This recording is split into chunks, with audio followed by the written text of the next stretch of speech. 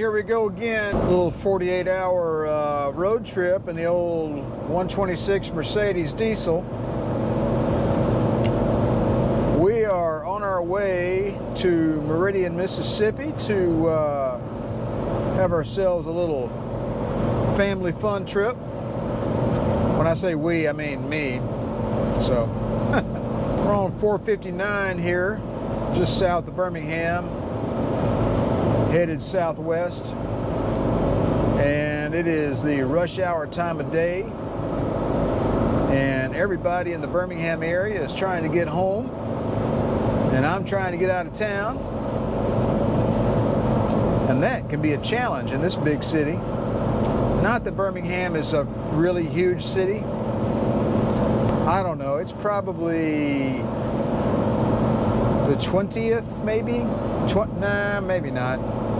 Maybe the 25th largest city in the country, in the United States. I want to say I heard Memphis, Tennessee was the 18th. I don't know why that stat has stuck in my head. Probably because I come from that area. I was born and raised in the Mississippi Delta, Clarksdale, Mississippi. Home of the blues.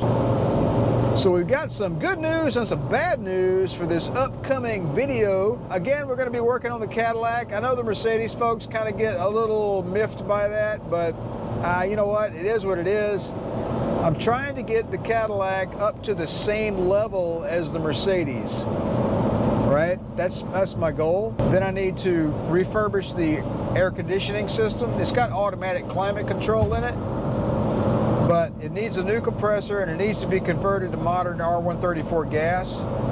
I know that's an argument in a bottle right there, but my mind's already made up. This car is running on R134 gas and it works fantastic. So anyway, and this car uses the same air conditioning compressor as nearly every General Motors car that was made for the last 40 years. So I find that comical. So if you've been watching the channel, you know that I've been struggling with a rattle in the back end of my Cadillac, and I decided that it would be a fantastic idea to fix my gas tank myself, even though I've never done that before. The baffle inside it is rattling and just drive you bonkers, you know.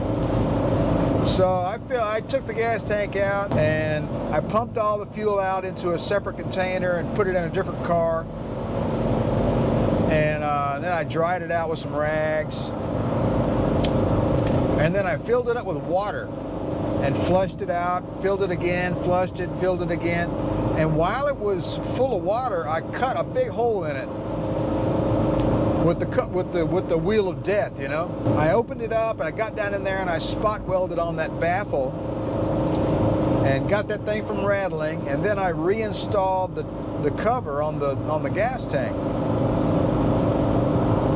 And I started welding on that thing, and then I started leak testing it with soapy water. And I put an air hose on on the vent, right? And everything else closed off with just basic painter's tape.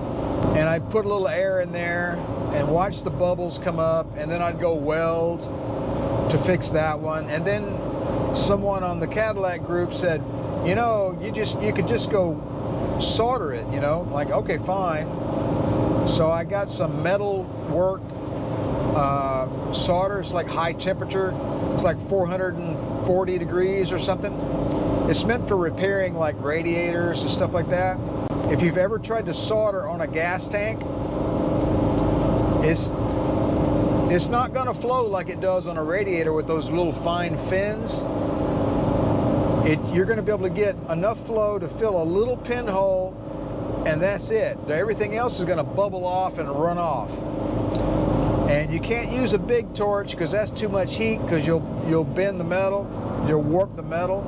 You got to use a little micro torch, and it takes a long time. You got to heat up around the pinhole and get it good and hot, and then hover over the hole and get it a little hotter, and then go in with the solder and drive it in the hole, and then let up and that hole is fixed. Now fixing that one hole will take you about 5 minutes. The problem is there's like 1,000 holes because my welding setup, I've got a little Lincoln Electric Model 100 that I bought 20 years ago. I've had it 20 years and it does not have the voltage regulation capability to butt weld thin sheet steel. You can do it, but you have to be extremely careful to avoid a lot of porosity in your weld when you're butt welding sheet metal with a cheap MIG.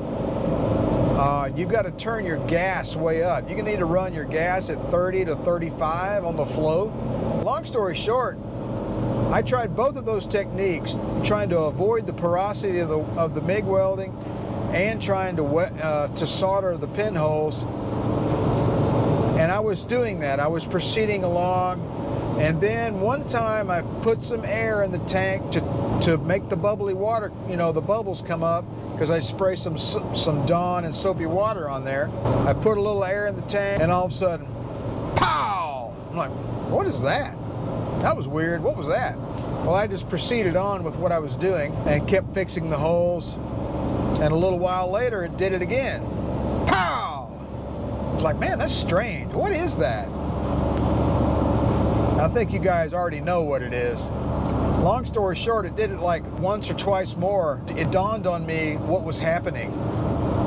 The welds inside the gas tank which I had already welded up, right? The welds around the baffle, between the baffle and the skin, see the tank was being expanded slightly with the air. Even though I was only putting like 20 PSI in it, I guess that was too much. But you know, it's not like I was pressurizing it at 20 PSI. I had tape covering the holes. So some of it was getting out, but still. Several of those spot welds let loose, and I realized that the work I did on the inside of the tank was now ruined. It was at that moment I took my welding helmet off, I put my welding wand down, I turned off my welder, I walked inside, and I ordered a brand spanking new gas tank for my 71 Coupe DeVille from Auto City Classics. And it arrived today, but I can't put it in until this weekend because I have got some family business to take care of. Anyway, that's my story. That's my little vlog, and I hope it was entertaining. And so we'll leave the rest of the video here, probably with a little bit less car content. But I just wanted to let you know where my brain was and what's been going on with me this week. And the fact that I am behind a red, perfectly good running Pontiac Sunbird going down the interstate. It's probably a 30-year-old car with a sunroof, no doubt. That's pretty amazing. You just don't see that anymore. These cars are like dinosaurs now, man. And it's a two-door.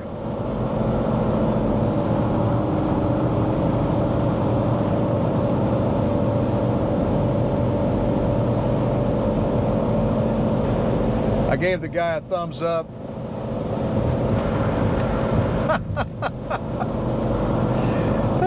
It takes a special kind of breed for somebody to run down the road in a 30-something-year-old car. I can't imagine who in the world would do that.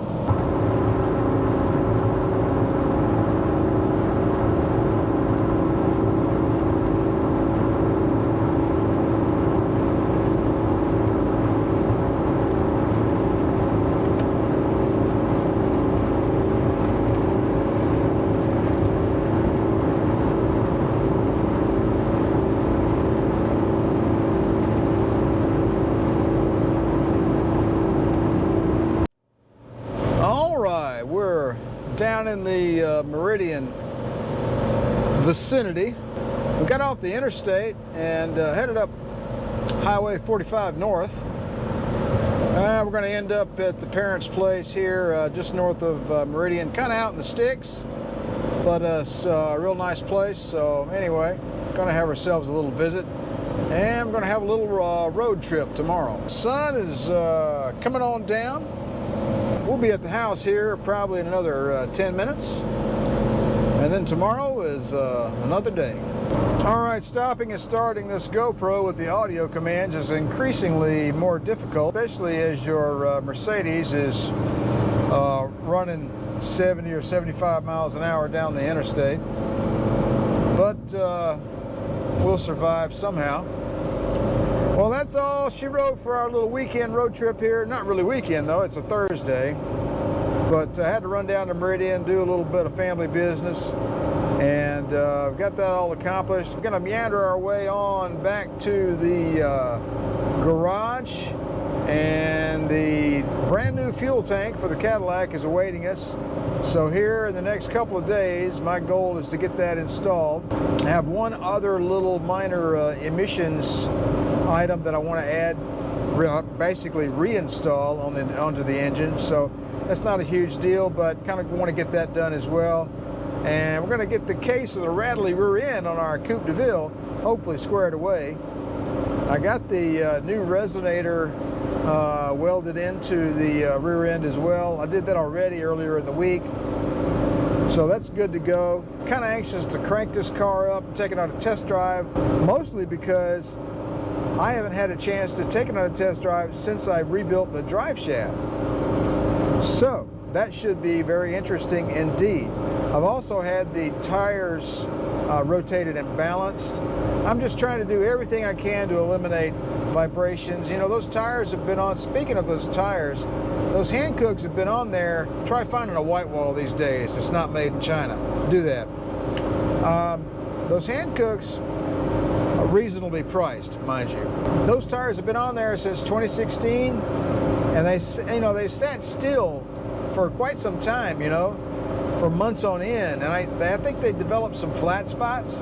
I think maybe I've got them worked out now because I've been driving the car a lot more lately. So I don't know, we'll find out. But I think that's about it for this little vlog, folks. I appreciate you guys sticking around and watching my channel and taking part in, you know, kind of oddities like today's video is just kind of it's out of the ordinary, just me kind of chattering away there. But just wanted to update you guys on what's going on around the shop. Things will return back to normal over the weekend.